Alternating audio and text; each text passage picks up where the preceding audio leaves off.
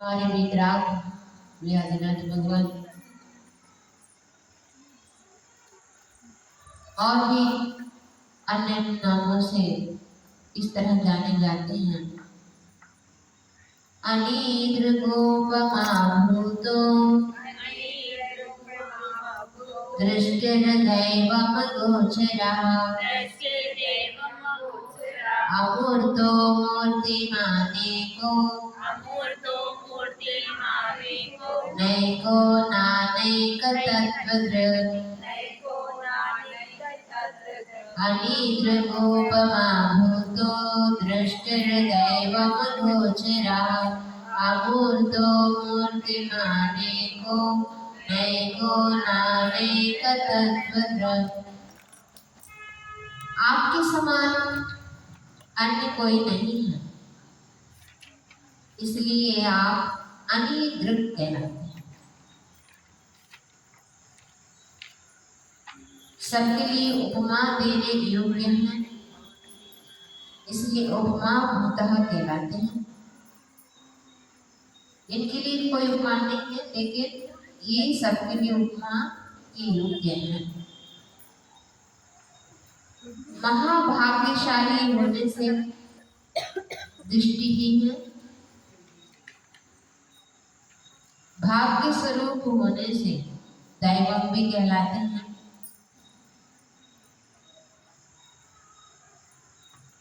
दैव और पुरुषार्थ हमारे यहाँ बोला जाता है शास्त्रों में। तो दैव से लिया भाग्य, आप भाग्य स्वरूप ही लीजिए, इसलिए दैवम भी कहना, देवम नहीं दैवम है। एक मात्रा में कितना अंतर आ जाता है। इंद्रियों के द्वारा जाने नहीं जा सकते हो, इसलिए आप अगोचरार हैं।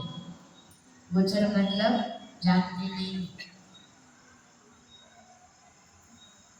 तो जो नहीं जाने होंगे, जो नहीं जानने नहीं सकते हैं, जान नहीं सकते जिनके बारे में, वे अगोचरहा कहलाते हैं।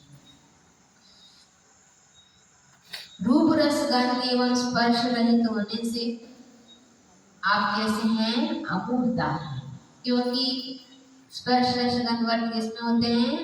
मूर्त में होते हैं। इससे रहित होने से आप अमूर्ता हैं। अनेक गुण वाले होने से नैकः कहलाते हैं।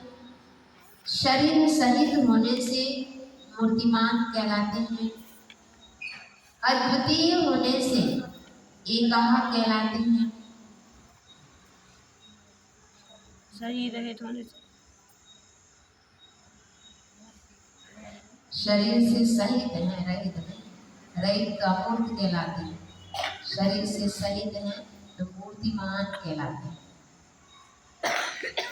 अद्वितीय है इसलिए एक है, अनेक गुण वाले हैं इसलिए अनेक हैं, और आत्मा को छोड़कर अन्य तत्वों में लीन नहीं होने से नानैक तत्वदृक् कहलाते हैं। और कोई प्रयोजन ही नहीं है, मात्र आत्म तत्व से प्रयोजन है, उसी में लीन रहते हैं। अध्यात्म गम्यो गम्यात्मा योग विद्योगी वर्तितः सर्वत्र सदा भावी त्रिकाल विषयार्थदृक्। अध्यात्म गम्यो गम्यात्मा योग विद्योगी वर्तितः सर्वत्र सदा भावी त्रिकाल विषयार्थदृक्। अध्यात्म शास्त्र के द्वारा जानने योग्य होने से अध्यात्म गम्य है,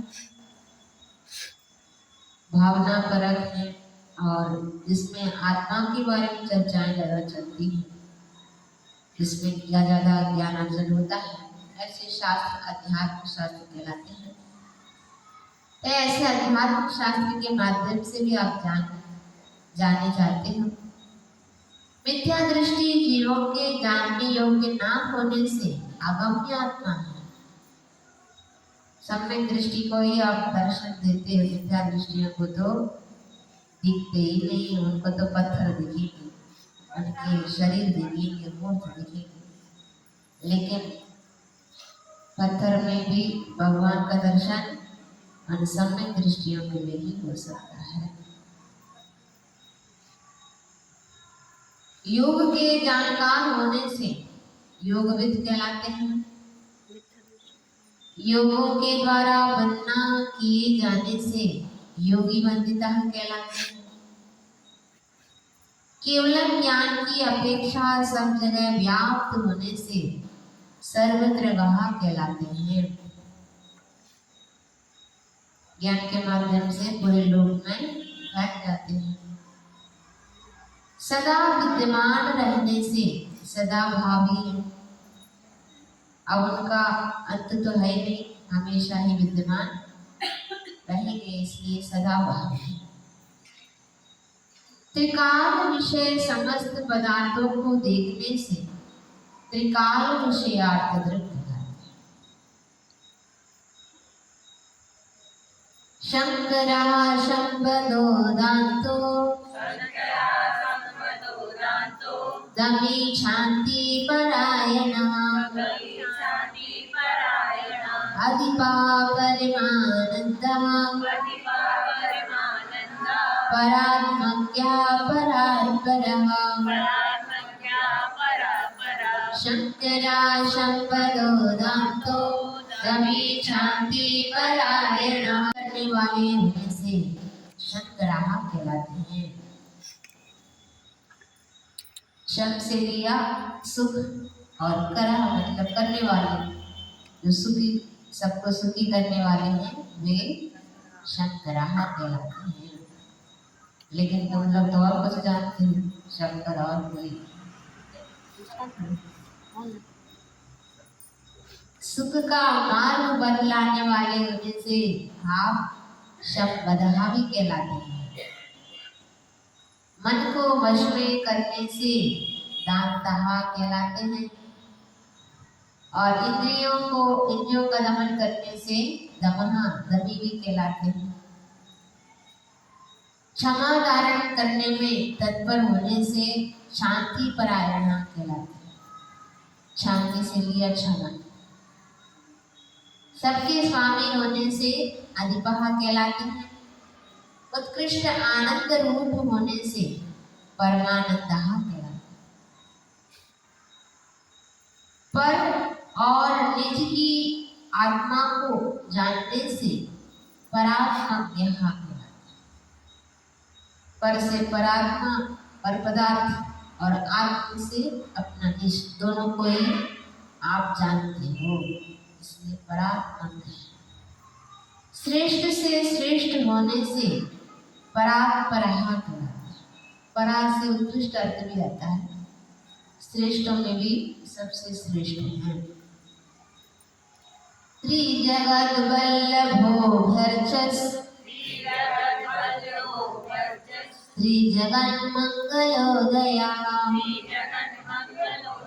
त्रिजगत्पति पूजांग्री त्रिलोकाग्र शिखामणि त्रिजगद्वल्लभो वर्चस् त्रिजगन् मंगलोदया त्रिजगत्पति पूजांग्री त्रिलोकाग्र शिखामणि। तीन लोगों के प्रिय अथवा स्वामी होने से त्रिजगन वल्लभा कहलाते हैं।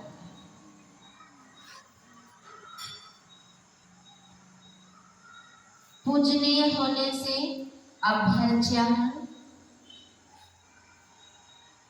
तीन लोगों में आप पूजनीय। तीन लोगों में मंगलदाता होने से त्रिजगन मंगलोदया। इंद्रों के द्वारा पूजनीय चरण होने से त्रिजगत पति पूजाग्री।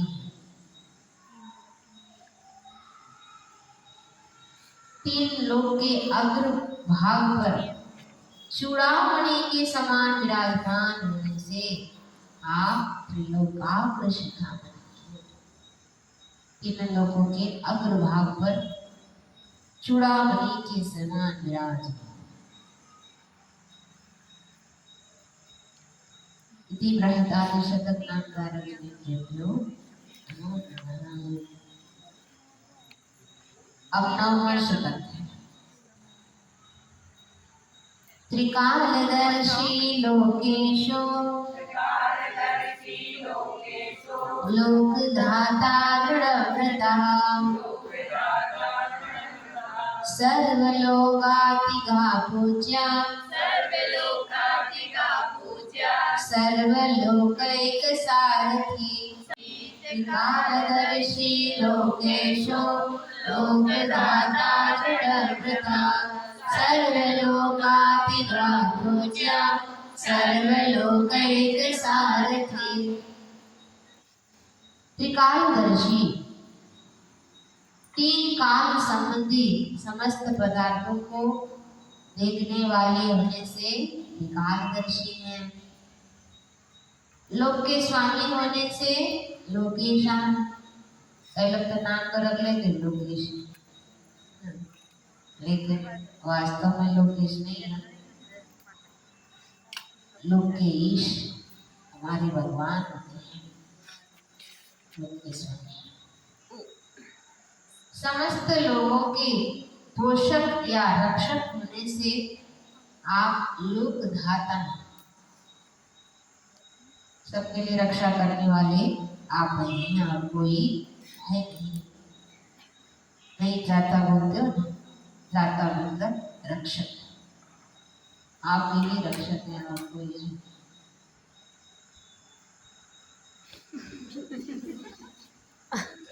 गर्मी लग रही है क्या? सबको तो ठंड लग रही है, आपको गर्मी लग रही है।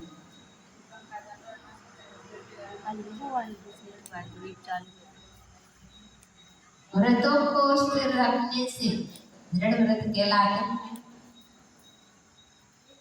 सर्वलोकों में श्रेष्ठ होने से सर्वलोकाधिकः, सर्व लोकों में आप श्रेष्ठ, पूजा के योग्य होने से पूजा, और सब जीवों को अभीष्ट मतलब बहुत जो इष्ट है ऐसे स्थान तक पहुंचाने में समर्थ होने से आप सर्वलोकैक सारथी हैं। पुराण पुरुषः पूर्वः कृत्य पूर्वांग विस्तरः आदिदेवा पुराणाद्या पुरुदेवोऽधिदेवता पुराण पुरुषः पूर्वः कृत्य पूर्वांग विस्तरः आदिदेवा पुराणाद्या पुरुदेवोऽधिदेवता। सबसे प्राचीन होने से पुराण कहलाते हैं। आत्मा के श्रेष्ठ गुणों को प्राप्त होने से पुरुषः भी कहलाते हैं। श्रेष्ठ गुणों के धारक पुरुष होते हैं। सर्वप्रथम होने से पूर्वः कहलाते हैं। सबसे पहले हुए हो आप तो पूर्वः।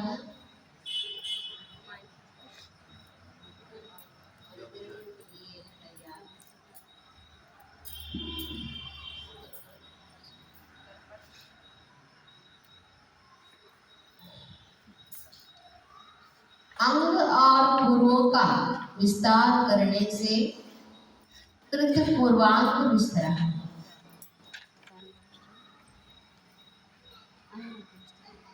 द्वादशांग जिसको बोलते हैं, द्वादशांगों में अंतिम पूर्व दृष्टिवाद उसके 14 पूर्व हैं।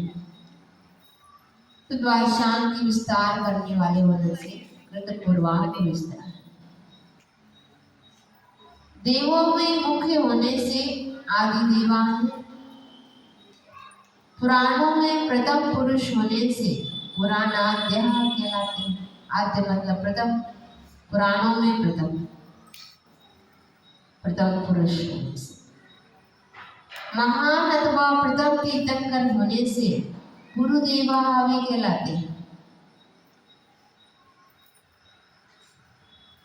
देवों के भी देवता होने से आदि देवता कहलाते हैं। देवादि देवी कहलाते हैं, यहाँ पर आदि देवता। युगादि स्थिति देश का कल्याण वर्ण कल्याण कल्याण लक्षण युग मुख्यो युग ज्येष्ठो युगादि स्थिति देश का कल्याण वर्ण कल्याण कल्याण लक्षण। इस अवसर्पणी काल में मुख्य होने से युग मुख्या कहलाते हैं। सबसे पहले तीर्थंकर तो आदिनाथ भगवान हुए, इसलिए युगों में मुख्य है। इस युग में सबसे श्रेष्ठ होने से युग ज्येष्ठ कहलाते हैं। कर्म भूमि की स्थिति के मुख्य उपदेशक होने से युगादि स्थिति देश कहा गया। युग के आदि में जो स्थिति के बारे में देशना करते हैं, मतलब निर्देश देते हैं, ऐसे हमारे आदिनाथ युगादि स्थिति देश का। शरीर की कांति स्वर्ण के समान होने से कल्याण वर्ण कहलाते हैं। सौभाग्य स्वरूप होने से कल्याणम, सबके कल्याणकारी होने से कल्याण कहलाते हैं। और कल्याण रूप लक्षणों को धारण करने वाली होने से कल्याण लक्षण है।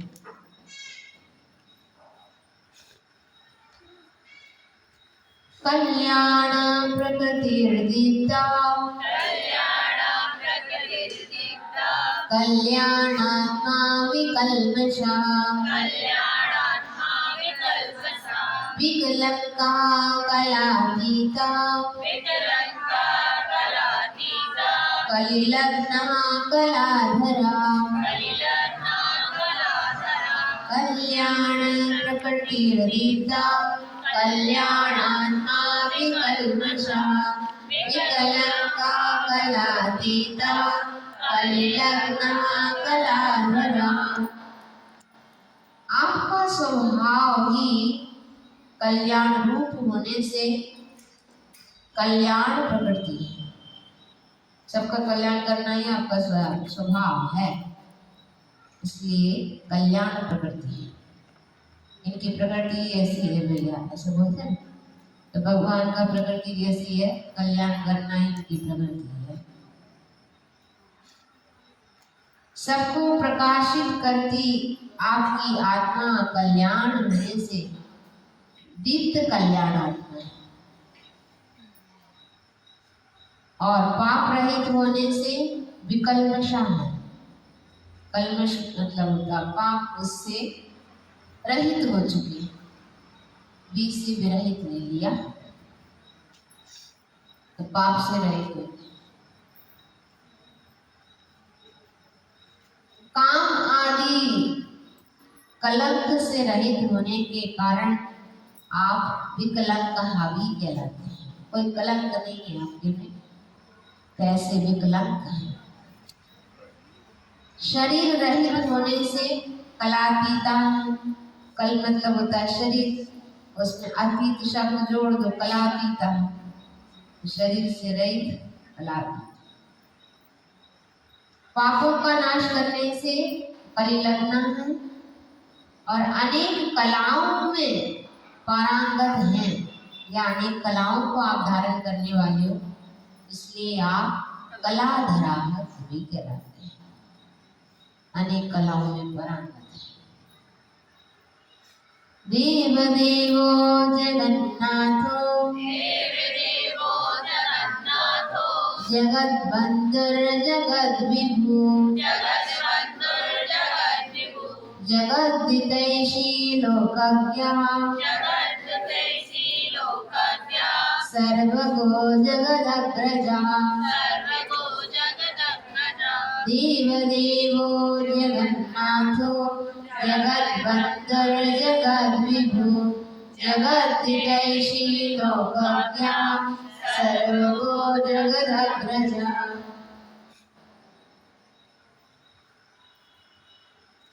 इंद्रादि सब देवों के देव होने से देव देवाह कहलाते हैं। जगत के स्वामी होने से जगन्नाथ हैं। तीन लोक के प्राणियों के बंधुवत होने से जगत बंधु भी हैं। समस्त जगत के प्रभु होने से जगत विभु है। तीन लोक के प्राणियों का हित करने वाले होने से जगत हितैषी भी है। तीन लोक को जानने से लोकज्ञ है और समस्त तत्व पदार्थों के ज्ञाता होने से सर्वगाह भी कहलाते हैं। सर्वज्ञ अलग है और सर्वगाह अलग। अर्थ एक ही है पर शब्द अलग अलग है। और जगत में श्रेष्ठ होने से आप जगदग्रजः भी कहलाते हैं। सबसे तीन लोकों में नाथ भी वही है, बंधु भी वही है, स्वामी भी वही है, हितैषी भी वही है, जानने वाले भी वही, सब कुछ वही है, श्रेष्ठ भी वही है। चराचर गुरुर्गोप्यो गूढ़ात्मा चलती है। ऐसे सबके आप कौन हैं? गुरु हैं।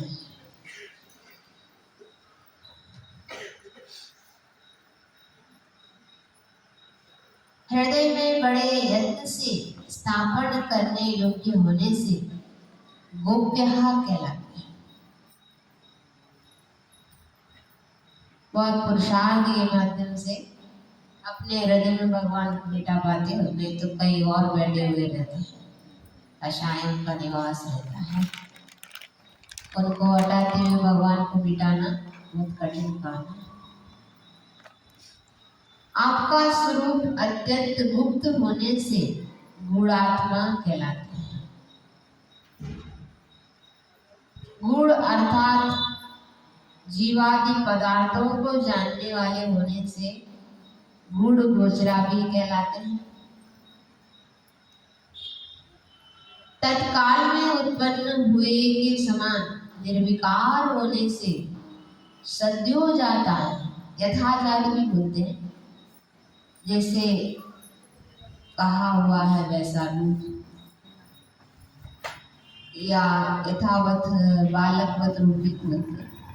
ऐसे यहाँ पर सद्यो जाता, जैसे उत्पन्न हुआ ऐसा स्वरूप, ऐसा निर्विकार, तो सद्य हो जाता है। प्रकाश स्वरूप होने से प्रकाशात्मा है। जलती हुई अग्नि के समान शरीर की प्रभा के धारक होने से आप जलन प्रभा कहलाते हैं।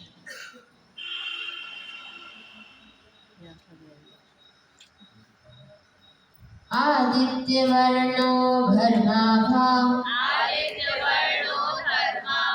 सुप्रभा कनक प्रभा सुवर्ण वर्णो रुक्माभ सूर्यकोटि समप्रभा सूर्यकोटि समप्रभा आदित्यवर्णो धर्माभा सुप्रभा कनकप्रभा सुवर्णवर्णो रुक्माभा सूर्यकोटि समप्रभा। क्या होगा?